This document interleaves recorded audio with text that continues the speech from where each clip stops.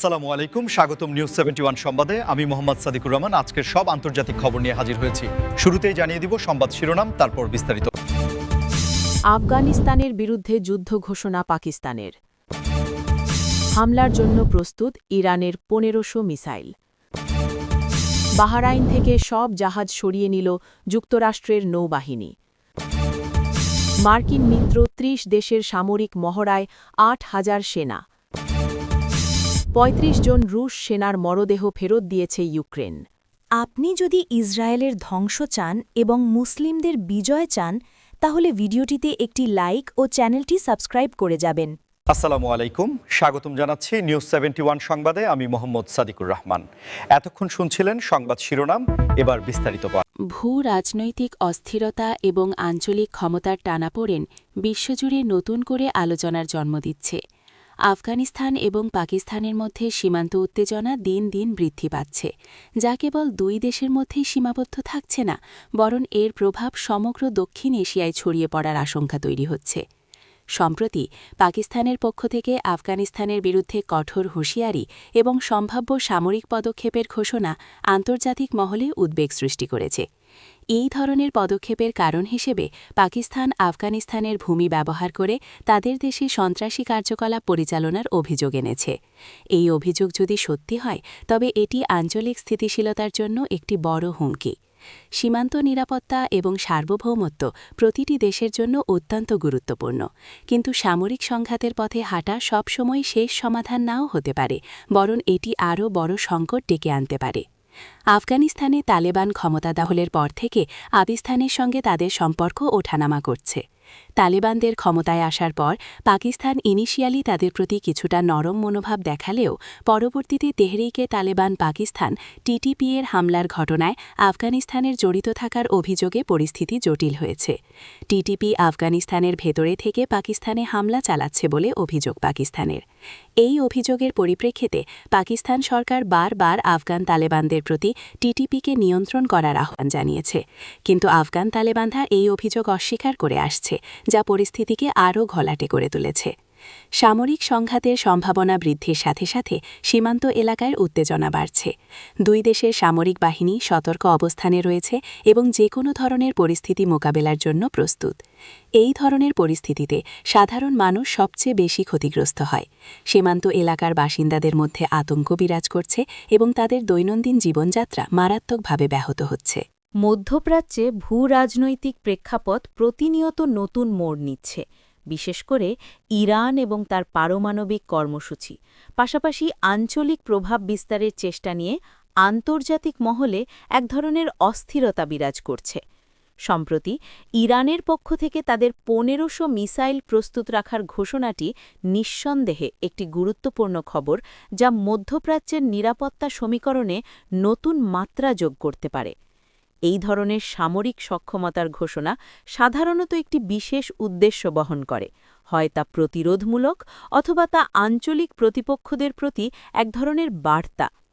ইরানের সামরিক সক্ষমতা নিয়ে বিশ্বের বিভিন্ন দেশের মধ্যে দীর্ঘকাল ধরেই উদ্বেগ রয়েছে, বিশেষ করে তাদের ব্যালিস্টিক মিসাইল কর্মসূচি, যা পারমাণবিক অস্ত্র বহনে সক্ষম হতে পারে বলে অনেক দেশ আশঙ্কা করে। যদিও ইরান বারবার দাবি করে আসছে যে তাদের পারমাণবিক কর্মসূচি শান্তিপূর্ণ এবং শুধুমাত্র বিদ্যুৎ উৎপাদন এবং চিকিৎসা গবেষণার উদ্দেশ্যে, কিন্তু তাদের মিসাইল সক্ষমতা এবং তা নিয়ে তাদের সরব ঘোষণা আন্তর্জাতিক মহলে সন্দেহের জন্ম দেয়। মধ্যপ্রাচ্যে বিভিন্ন দেশের মধ্যে ক্ষমতার ভারসাম্য বজায় রাখা একটি জটিল প্রক্রিয়া। ইরান, সৌদি আরব, ইসরায়েল এবং তুরস্কের মতো দেশগুলো এই অঞ্চলের ক্ষমতার কেন্দ্রে রয়েছে। প্রতিটি দেশেরই নিজস্ব আঞ্চলিক স্বার্থ এবং নিরাপত্তা উদ্বেগ রয়েছে। ইরানের ১৫০০ মিসাইল প্রস্তুত রাখার ঘোষণা ইসরায়েল এবং সৌদি আরবের মতো দেশগুলোর জন্য অবশ্যই চিন্তার কারণ, বিশেষ করে ইসরায়েল, যারা ইরানের পারমাণবিক কর্মসূচিকে তাদের অস্তিত্বের জন্য হুমকি মনে করে। তারা এই ধরনের ঘোষণার প্রতি কঠোর নজর রাখবে। অতীতেও আমরা দেখেছি এই অঞ্চলে ছোটখাটো ঘটনাও বড় ধরনের সংঘাতের জন্ম দিয়েছে। ইরানের এই ঘোষণা একদিকে যেমন তাদের নিজেদের সামরিক সক্ষমতা প্রদর্শনের একটি উপায়, তেমনি অন্যদিকে এটি তাদের প্রতিপক্ষদের প্রতি একটি সতর্ক বার্তাও বটে। ভূ রাজনৈতিক অস্থিরতার মধ্যে আন্তর্জাতিক জলপথের নিরাপত্তা এবং সামরিক কৌশলগত অবস্থানগুলি অত্যন্ত গুরুত্বপূর্ণ ভূমিকা পালন করে। সম্প্রতি বাহরাইন থেকে যুক্তরাষ্ট্রের নৌবাহিনীর সব জাহাজ সরিয়ে নেওয়ার ঘটনাটি মধ্যপ্রাচ্যে যুক্তরাষ্ট্রের সামরিক কৌশলে একটি বড় পরিবর্তনের ইঙ্গিত দিচ্ছে। বাহরাইন বহু বছর ধরে যুক্তরাষ্ট্রের পঞ্চম নৌবহরের প্রধান ঘাঁটি হিসেবে কাজ করে আসছে, যা পারস্য উপসাগর এবং এর আশেপাশে যুক্তরাষ্ট্রের সামরিক কার্যক্রমের জন্য একটি গুরুত্বপূর্ণ কেন্দ্র।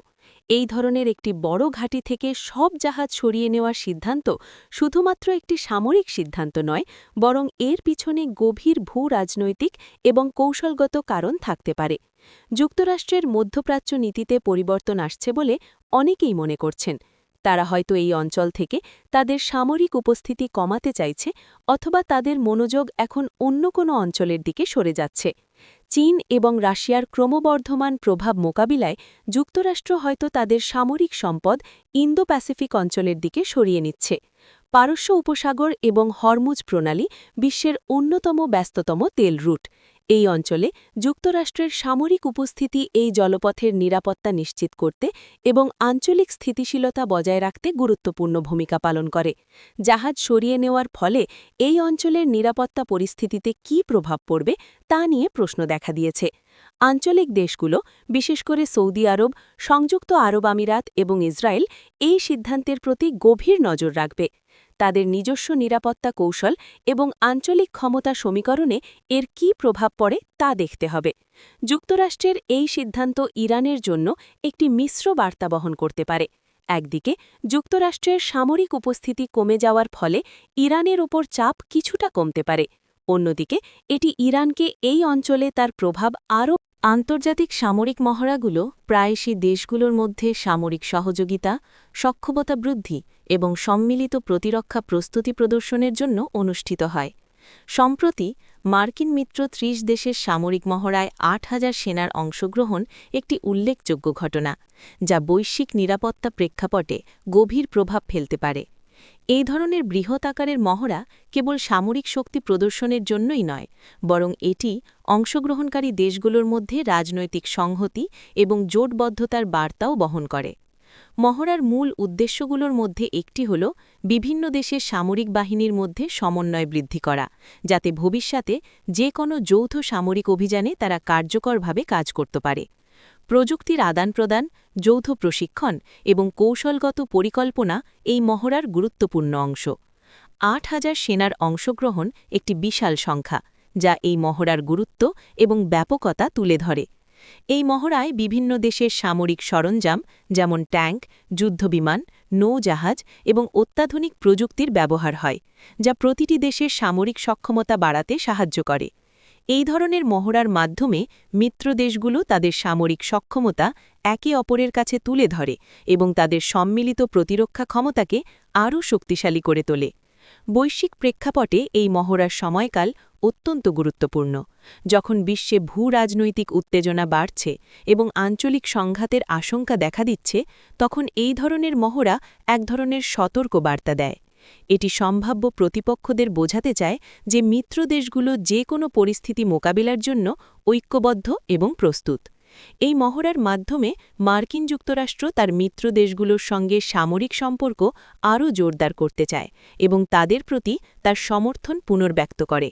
এটি ইন্দো প্যাসিফিক অঞ্চলে চীনের ক্রমবর্ধমান প্রভাব এবং ইউরোপে রাশিয়ার সামরিক কার্যকলাপের প্রেক্ষাপটে আরও বেশি প্রাসঙ্গিক। সামরিক বিশ্লেষকরা মনে করছেন এই মহড়া শুধু সামরিক সক্ষমতা বৃদ্ধি। যুদ্ধ এবং সংঘাতের মাঝে মানবিকতার স্পর্শ প্রায়শই বিরল হলেও কখনো কখনো এমন খবর আসে যা কিছুটা স্বস্তি এনে দেয়। ইউক্রেন ৩৫ জন রুশ সেনার মরদেহ ফেরত দিয়েছে। এই খবরটি সেই বিরল মুহূর্তগুলির মধ্যে একটি। যুদ্ধক্ষেত্রে নিহত সেনাদের মরদেহ ফেরত দেওয়া আন্তর্জাতিক আইনের অংশ এবং এটি যুদ্ধের মানবিক দিকটি তুলে ধরে। এটি দুই দেশের মধ্যে একটি সীমিত কিন্তু গুরুত্বপূর্ণ সহযোগিতা নির্দেশ করে, বিশেষ করে যখন উভয় দেশই ভয়াবহ সংঘাতের মধ্যে রয়েছে।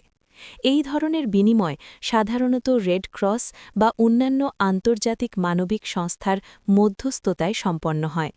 নিহত সেনাদের মরদেহ তাদের পরিবারের কাছে ফেরত দেওয়া একটি অত্যন্ত সংবেদনশীল বিষয়। এটি যুদ্ধাহত পরিবারগুলোকে কিছুটা হলেও স্বস্তি দেয় এবং তাদের প্রিয়জনকে শেষবারের মতো সম্মান জানানোর সুযোগ করে দেয়। যুদ্ধের ক্ষয়ক্ষতি কেবল জীবিতদের মধ্যেই সীমাবদ্ধ থাকে না, এটি মৃতদেরও প্রভাবিত করে। এই ধরনের বিনিময় সংঘাতের মাঝেও মানবিকতার একটি ক্ষীণ আলো দেখায় এবং উভয় পক্ষকে আন্তর্জাতিক আইনের প্রতি শ্রদ্ধাশীল থাকার বার্তা দেয়। ইউক্রেন এবং রাশিয়ার মধ্যে চলমান সংঘাতের প্রেক্ষিতে এই ধরনের ঘটনা অত্যন্ত তাৎপর্যপূর্ণ। যদিও যুদ্ধ থামার কোনো লক্ষণ দেখা যাচ্ছে না, তবুও এই ধরনের মানবিক পদক্ষেপ ভবিষ্যতে শান্তি আলোচনা বা বন্দি বিনিময়ের মতো বড় পদক্ষেপের পথ খুলে দিতে পারে। এটি একটি ইঙ্গিত যে চরম শত্রুতার মধ্যেও কিছু কিছু বিষয়ে দুই পক্ষই একে অপরের সঙ্গে কাজ করতে রাজি। আন্তর্জাতিক আইনে যুদ্ধরত দেশগুলোর জন্য নিহত সেনাদের দেহাবশেষকে সম্মান জানানো এবং তাদের পরিবারের কাছে ফেরত দেওয়ার বাধ্যবাধকতা রয়েছে। এটি জেনেভা কনভেনশনের একটি গুরুত্বপূর্ণ অংশ। এই ধরনের পদক্ষেপ যুদ্ধাপরাধ বা অমানবিক আচরণের অভিযোগ থেকে দেশগুলোকে রক্ষা করতেও সাহায্য করে। এই বিনিময়